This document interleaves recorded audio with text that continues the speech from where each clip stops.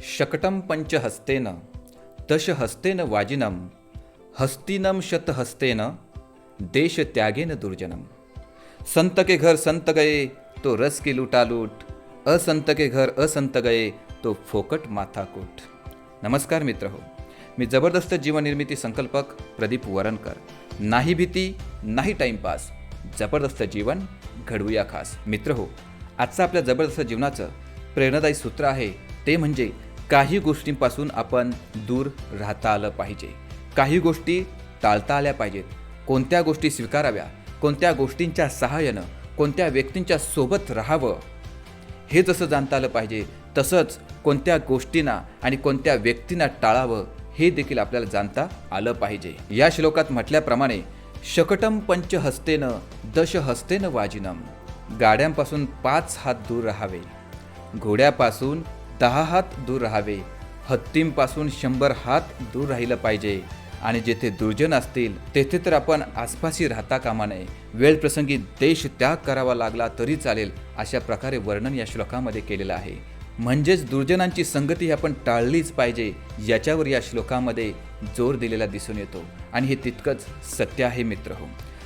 जसं की बऱ्याचशा गोष्टी आपल्याला टाळाव्या लागतात, त्याचप्रमाणे काही व्यक्तींपासून आपण दूर राहिलेलं हेच चांगलं। दुर्जन आणि निंदक याच्यात थोडासा फरक आहे। आपण म्हणतो की निंदकाचे घर असावे शेजारी, ते नक्कीच असलं पाहिजे, कारण ते निंदा ऐकल्यानंतर आपण थोडासा राग आल्यासारखं होतं, मात्र त्या गोष्टीवर मात करण्यासाठी आणि अधिक यश मिळवण्यासाठी आपण तत्पर राहतो।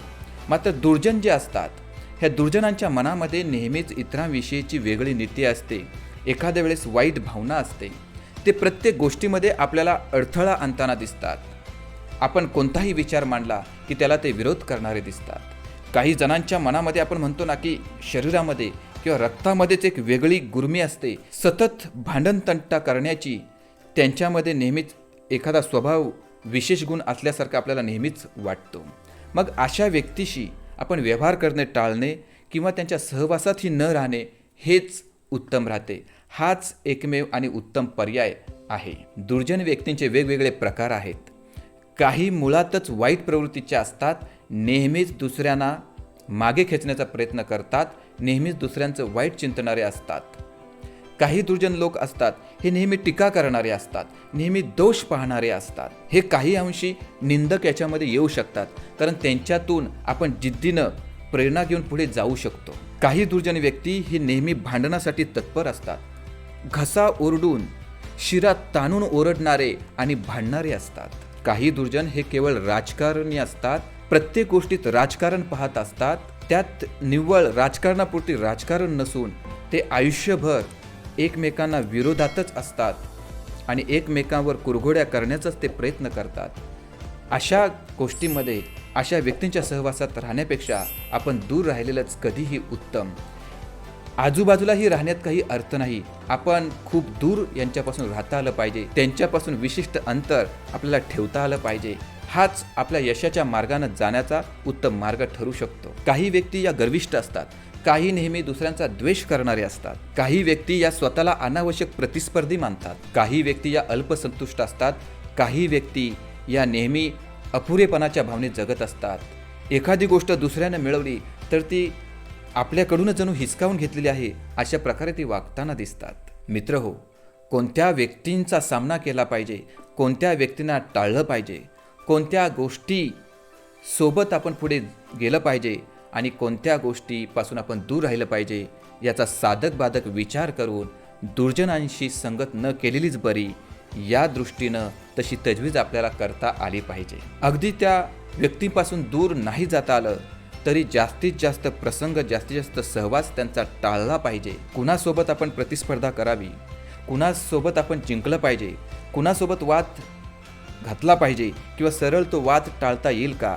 याचा विचार आपण केला पाहिजे। आपलं उत्तम विश्व आपल्याला निर्माण करता आलं पाहिजे, त्याच्यासाठी योग्य योजना बनवता आली पाहिजे आणि त्या योजनेमध्ये चांगल्या विचारांची माणसंच आपल्याला जोडता आली पाहिजेत। कोणासोबत आपण लढून जिंकावं आणि कोणासोबत आपण लढणंच टाळावं हे आपल्याला ठरवता आलं पाहिजे। काही जणांचा हव्यास वेगळा असतो, काही जण केवळ इतरांना शह देण्यातच धन्यता मानत असतात, त्याच्यामुळे कोणत्या गोष्टी टाळायच्या आणि कोणत्या गोष्टींच्या सह आपण पुढे जायचं, कोणत्या व्यक्ती टाळायच्या आणि कोणत्या व्यक्तींच्या सहकार्यानं आपण पुढे जायचं, हे आपल्याला ठरविता आलं पाहिजे.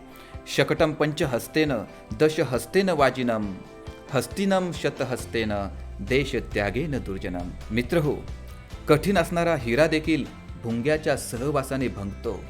त्याच्यामुळे दुर्जनांच्या अशा संगतीमध्ये राहण्यापेक्षा आपण त्यापासून दूर राहणे हेच कधीही उत्तम.